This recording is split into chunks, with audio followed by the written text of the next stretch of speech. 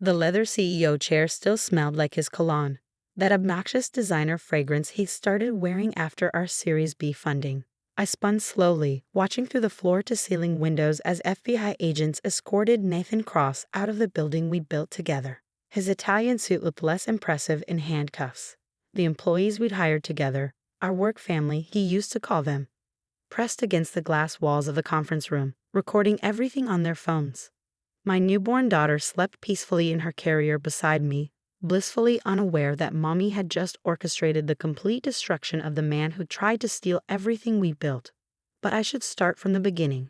8 weeks ago, when I thought Nathan Cross was still my best friend, my business partner, and the godfather to my unborn child. My name is Diana Winters, and 5 years ago, I co-founded NextGen Analytics with Nathan Cross. We met at a tech conference where I was presenting my revolutionary predictive analytics algorithm, and he was, well, networking. Nathan had the kind of magnetic personality that drew investors like moths to a flame. Silver tongue, perfect smile, and the ability to make anyone feel like they were the most important person in the room. Your algorithm is brilliant, he'd said, cornering me after my presentation, but you need someone who can sell it. Someone who speaks the language of money. He wasn't wrong. I could build algorithms that predicted market trends with 87% accuracy, but put me in a room with venture capitalists, and I turned into a stuttering mess. Nathan was everything I wasn't, smooth where I was awkward, charming where I was blunt, designer suits to my thrift store finds. We were perfect partners, or so I thought. For 4 years, our partnership thrived. I built the technology, refined the algorithms, and managed our team of developers. Nathan handled the investors, the clients, and what he called the face of the company duties. We split everything 50-50, though I'd written most of our core technology before we even met. By year 4, NextGen Analytics was valued at $5 million, with Fortune 500 companies lining up for our services. We have 30 employees, a gorgeous office in the financial district, and features in TechCrunch calling us the future of predictive analytics. That's when I made 2 announcements that would change everything. I was pregnant, and I was engaged to Marcus, our lead developer. Nathan's reaction was odd. He congratulated me, of course, threw us an engagement party at the office, and gave a touching speech about how I deserved all the happiness in the world. But something in his eyes had shifted, a coldness I'd never seen before. "How long will you be out for maternity leave?" he asked a week later, casual as could be while reviewing quarterly reports. 12 weeks, standard for the industry. That's a long time to be away from the company. I looked up from my laptop. Nathan, I'll still be available for major decisions, and I can work remotely for some of it. It's not like I'm disappearing. He smiled that megawatt smile of his. Of course not. I'm just thinking about the optics for investors. You know how traditional some of them can be. The comments continued over the following months. Little digs about pregnancy brain when I forgot minor details. Jokes about how I was nesting when I organized my files before leave. Suggestions that maybe I should take a reduced role when I came back, just until the baby was sleeping through the night. I ignored them all, too focused on growing both a human and a company to pay attention to the red flags waving in my face. The real problem started 2 weeks before my due date. Nathan scheduled a major investor meeting during my planned leave, despite my protests. "Can't we reschedule?" I asked, one hand on my enormous belly as we argued in my office. "The Yamamoto Group doesn't reschedule, die. This could be our biggest contract yet, $2 million annually. We can't pass that up because of your personal situation." Personal situation. Like creating life was some inconvenient hobby. Then include me virtually. I can video in. With a crying baby in the background. That's exactly the unprofessional image we need to avoid. That's when Marcus, my fiancé, spoke up from where he'd been quietly coding. "I'll record everything. Diana can review it during leave and provide input." Nathan's jaw tightened almost imperceptibly. "That won't be necessary. I can handle it." 2 days later, my water broke in the middle of a code review. 23 hours of labor later, I held my daughter Sophia for the first time. She was perfect. 10 tiny fingers, 10 tiny toes, and a pair of lungs that could wake the dead. I sent Nathan a photo from the hospital. His response was a brief congrats, followed by a reminder about the Yamamoto meeting. For the first 2 weeks of leave, everything seemed normal. I received regular updates from Marcus and the team. Nathan sent daily reports, but they grew increasingly vague. When I asked for specifics about the Yamamoto negotiations, he'd deflect with comments about letting me focus on mommy duties. Then, 3 weeks into my leave, Marcus came home from work pale and shaking. "I've been fired," he said, sinking onto our couch. "What?"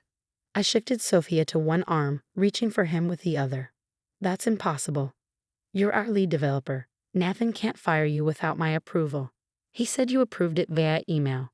Showed HR the documentation and everything." My blood ran cold. I never sent any email. Marcus pulled out his laptop, showing me the supposed email from my account, authorizing his termination for performance issues.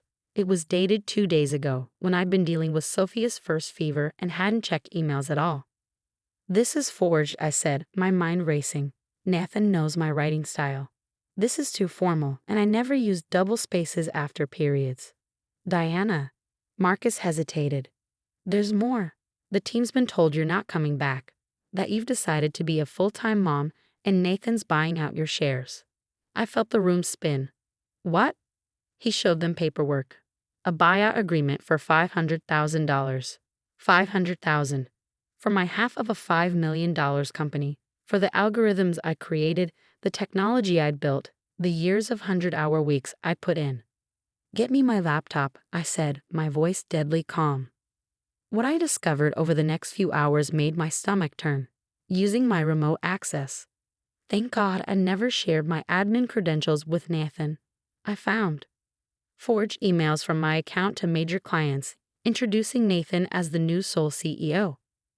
Transfer documents moving our core technology patents to a new LLC owned entirely by Nathan. A paper trail suggesting I'd been mentally unstable since pregnancy and had agreed to step down. Financial records showing consulting fees paid to a company I'd never heard of, owned by Nathan's brother. But the smoking gun was in his calendar.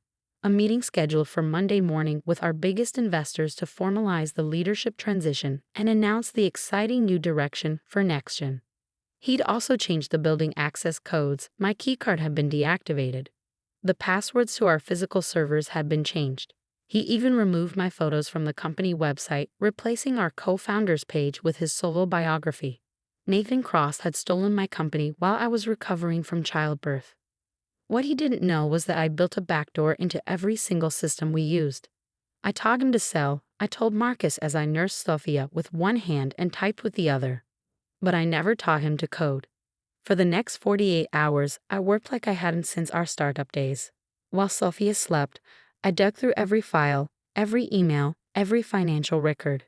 The embezzlement was almost embarrassingly obvious once I knew where to look. Nathan had been siphonning money for months, hiding it as marketing expenses and contractor fees. Nearly $750,000 had disappeared into accounts linked to his brother's shell company. But embezzlement was just the appetizer. The main course was securities fraud. Nathan had been inflating our revenue numbers to investors, booking projected income as completed sales. He'd shown the Yamamoto Group contracts that didn't exist, capabilities we didn't have. He promised them proprietary technology that belonged to our competitors, planning to either steal it or acquire it with investment money. By Sunday afternoon, I had everything documented. Screenshots, transaction records, forged documents, falsified reports. 5 years of friendship and partnership reduced to a 400-page PDF of evidence. "Are you sure about this?" Marcus asked as I prepared to send the file. "Once you do this, there's no going back." I looked at Sophia, sleeping in her bouncer, tiny fist curled around her favorite toy. My daughter, who Nathan had tried to make fatherless by firing Marcus. Who he tried to make penniless by stealing my company. He made his choice, I said, and hit send. The FBI's white-collar crime division responded faster than I expected. Turns out, they'd been investigating Nathan's brother for similar schemes at other companies. My evidence was the missing piece they needed. By Sunday night, I had a plan. And a federal warrant. Monday morning dawned clear and cold. I dressed carefully, my best power suit, the one that still fit post-pregnancy. Sophia wore her cutest outfit, the one with future CEO embroidered on it. Marcus insisted on coming for moral support and to watch the baby during the confrontation. I used my override access to enter the building at 5 a.m., 3 hours before Nathan typically arrived. The night security guard, Thomas, nearly fell out of his chair when he saw me. "Ms. Winters, we heard you weren't." "I mean," Mr. Cross said. "Thomas," I said warmly, "you've worked here since our second month in business. Do you really think I'd abandon the company I built?" His face crumpled with relief. I knew something wasn't right. He had us change all the locks, said you'd gone crazy from hormones or something. But you hired me when nobody else would give an ex-con a chance. I knew you wouldn't just disappear. Is my office still intact? He moved into it last week. Had your things boxed up in storage. Perfect. Thomas, in about an hour, some federal agents are going to arrive. Please make sure they're comfortable in the lobby until Mr. Cross arrives. His eyes widened, but he nodded. Yes, ma'am. I made my way to the executive floor, my heels clicking on the marble I'd chosen during our renovation. My office, Nathan's office now, was exactly as I'd feared. My awards were gone, replaced with his golf trophies. My ergonomic setup had been swapped for his pretentious standing desk. My photos with the team were nowhere to be seen. But my CEO chair was still there, the one luxury item I'd insisted on buying when we'd moved to this building. Custom leather, perfect lumbar support, and a height adjustment that went low enough for my 5'2" frame. I sat down, spun once for old time's sake, and began restoring my access to all systems. Every password Nathan had changed, I overrode. Every lock he placed, I removed. By the time the sun was fully up, I was once again in complete control of NextGen Analytics' digital infrastructure. At 7:30, employees started arriving. The early birds did double takes seeing me through the glass walls, then broke into smiles. My development team practically ran to my office. "Diana, you're back. We knew the rumors weren't true. Is that the baby? She's adorable." Word spread quickly. By 8 a.m., most of the company had happened to walk by my office. I held an impromptu meeting in the conference room. "I know you've been told various stories about my absence," I said, Sophia sleeping against my chest in her carrier. "I want you to know the truth. I've been on maternity leave as planned. I never resigned. I never agreed to sell my shares. And I certainly never abandoned the company we've built together." "But Mr. Cross said," someone started. "Mr. Cross has said many things," I interrupted. "Some of them to investors. Some of them to federal authorities. All of them will be addressed very shortly." At 8:27, Nathan's Tesla pulled into the parking garage. I watched on the security monitors as he strutted through the lobby, designer coffee in hand, probably rehearsing his pitch for the 9 a.m. investor meeting. Thomas, bless him, didn't give anything away, just nodded as Nathan passed, probably imagining the expression about to cross that smug face.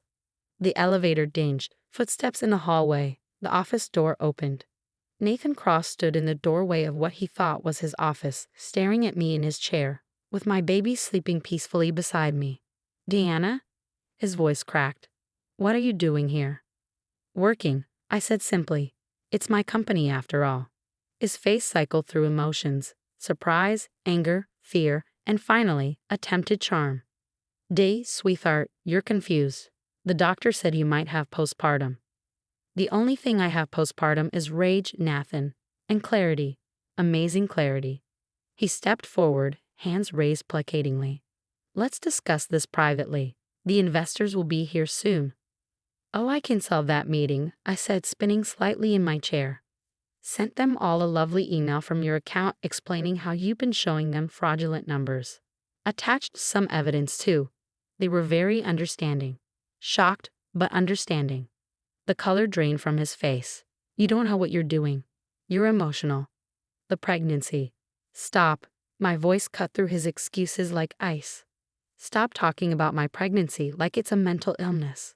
Stop pretending you care about my well-being when you tried to steal my life's work while I was getting life. Just stop." He changed tactics, the Nathan special: when charm fails, intimidate. "You're making a mistake. I have contracts, legal documents, the board. The board of directors that consists of you, me, and 3 investor representatives." I pulled up the email on my screen. "They're very interested in the FBI investigation. Did you know falsifying financial documents to investors is a federal crime? Up to 20 years in prison." That's when he noticed the two men in dark suits standing behind him in the doorway. Nathan Cross? The taller agent stepped forward. I'm Agent Williams with the FBI. We need to ask you some questions about your company's financial records. I need to call my lawyer. You'll have that opportunity, Agent Williams said. But first, we're going to need you to come with us. As they read him his rights, Nathan's eyes met mine. The charm was gone. The smile was gone. All that was left was the bitter realization that he'd been outplayed. You planned this, he said as they cuffed him. You knew I would. I suspected. I corrected. The difference between us, Nathan, is that I prepare for contingencies. It's what makes me a good engineer. You prepare for applause. It's what makes you a good con man. They led him out through the office he tried to steal, past the employees he'd lied to, through the lobby of the building he tried to claim as his own. I followed at a distance, Sophia beginning to wake up for her morning feeding. The last thing Nathan Cross saw before they'd put him in the federal vehicle was me standing in the doorway of our building. My building, holding my daughter and wearing his CEO title like armor.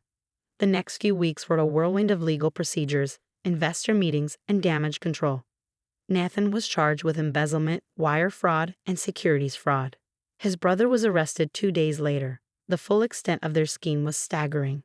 They'd done this to 3 other companies, leaving a trail of destroyed businesses and bankrupted founders. NextGen Analytics took a hit, of course.